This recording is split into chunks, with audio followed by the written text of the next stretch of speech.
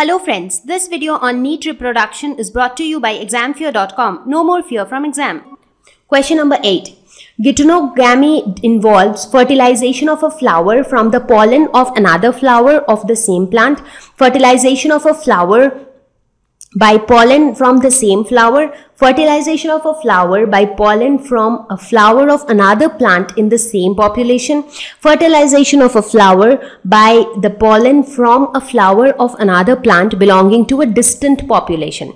Now, when we talk about geitonogamy, it is not actually self-pollination. It is to some extent, it is to some extent cross-pollination, because here the anther from one flower goes to the stigma of another flower. So it is not within the same flower. It is between two different flowers, even though the two flowers belong to the same plant.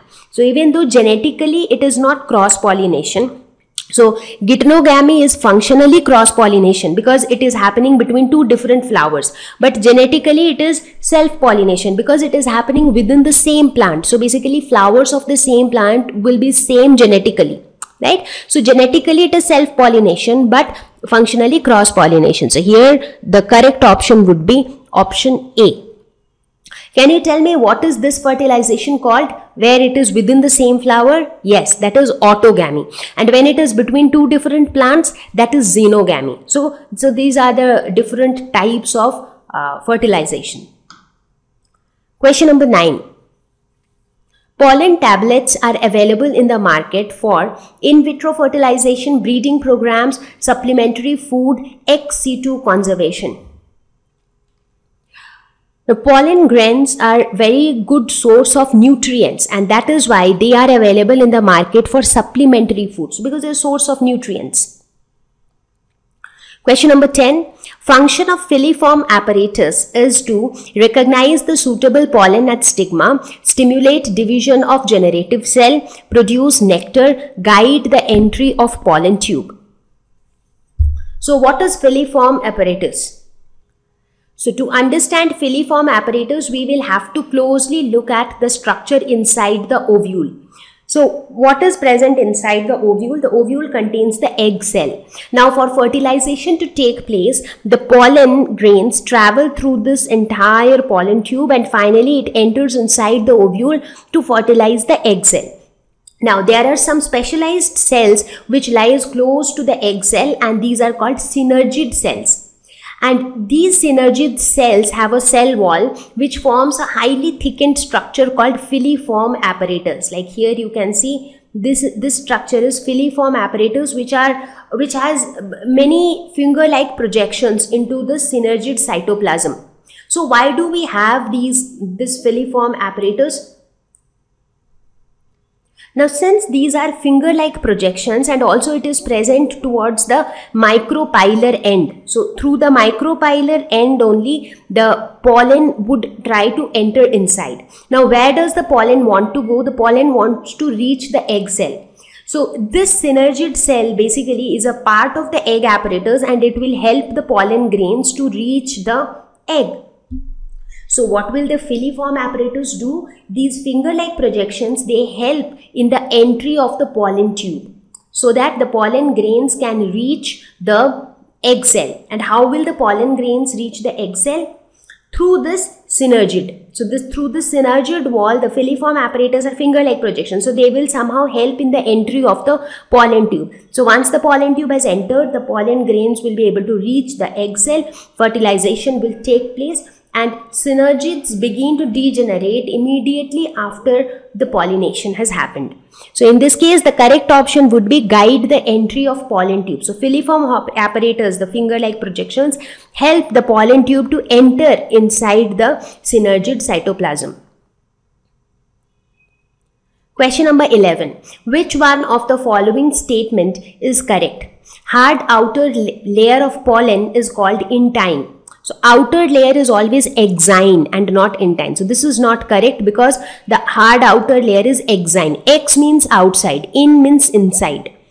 Sporogenous tissue is haploid. That is also incorrect because sporogenous tissue is diploid.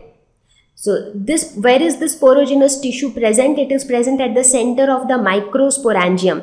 So if you remember, these porogenous cells, they form the myocytes, and myocytes undergo meiosis to form the microspores, which are haploid.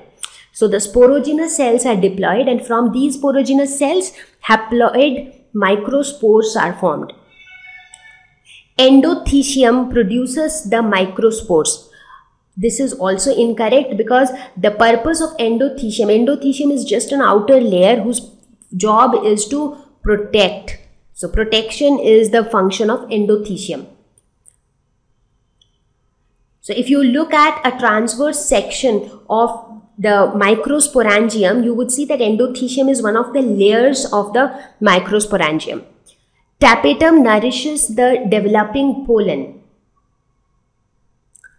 This is correct, because the purpose of tapetum again is one of the layers in the transverse section of microsporangium. So the main purpose of tapetum is to provide nourishment. So it nourishes the developing pollen. So D is the right option. So here we have actually shown the transverse section of the microsporangium. So you see, this is how so this portion has only been magnified to show its transverse section. The outermost layer is epidermis, next to epidermis is endothecium, then is middle layer, and finally tapetum. So tapetum is like the innermost layer. Question number 12. Advantage of cleistogamy is higher genetic variability, more vigorous offspring, no dependence. Question number 12. Advantage of cleistogamy is higher genetic variability, more vigorous offspring, no dependence on pollinators. Vivipary. So what is cleistogamy? What are cleistogamous flowers? So these are closed flowers where the anther and stigma lie very close to each other. Anther is the male reproductive part from where pollen grains will come. Stigma is that part of the female reproductive system in a flower where the pollen grains have to come. So basically the transfer of pollen grains from anther to stigma is called pollination. Now since in these type of flowers the anther and stigma are located very close to each other, so pollination happens on its own. So you really do not need any agent for pollination to happen. So there is no dependency on pollinators at all, because anther and stigma are very close to each other. Some of the examples of cleistogamous flowers are viola, polygala. These are examples of such flowers. Therefore, the advantage is there is no dependence on pollinators. Question number 13. An organic substance that can withstand environmental extremes and cannot be degraded by any enzyme is cuticle, sporopollenin, lignin, or cellulose. Now out of these, sporopollenin would be the right option. That's because chemically sporopollenin is an inert biological polymer. So sporopollenin is inert. That means it doesn't react with any other substances. And this sporopollenin is also a major component of exine, that is the outer layer of the pollen grain. So this is an important constituent of the outer layer of pollen grain, that is exine. Why is it a constituent of exine? Because this is chemically very stable. They do not react with anything. So even environmental extremes, it will not get impacted. So that is why it is a constituent of exine. Question number 14. The scutellum observed in a grain of wheat or maize is comparable to which part of the seed in other monocotyledons? Cotyledon, endosperm, aleuron layer, or plumule?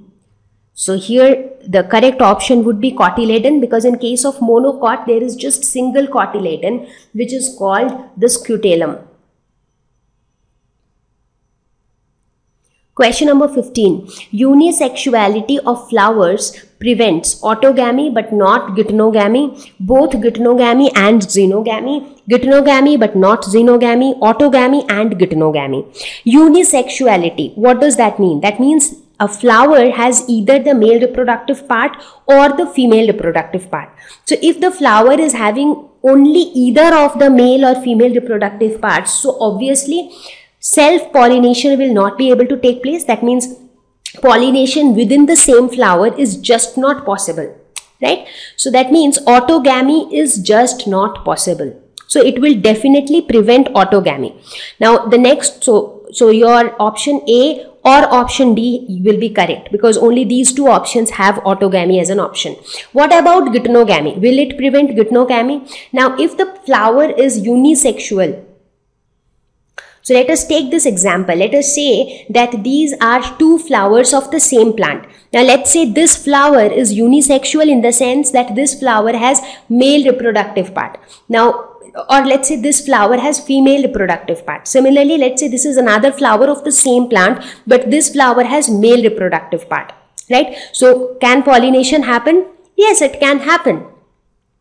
Even though these two are two different flowers of the same plant, but still pollination is possible, because one has the male reproductive part, the other has the female reproductive part. So unisexuality does not prevent geitonogamy, but yes, unisexuality definitely prevents autogamy, because autogamy will not be possible, because if the flower is unisexual, it will not have both female and male parts, right? So therefore we can say that unisexuality prevents autogamy but not geitonogamy.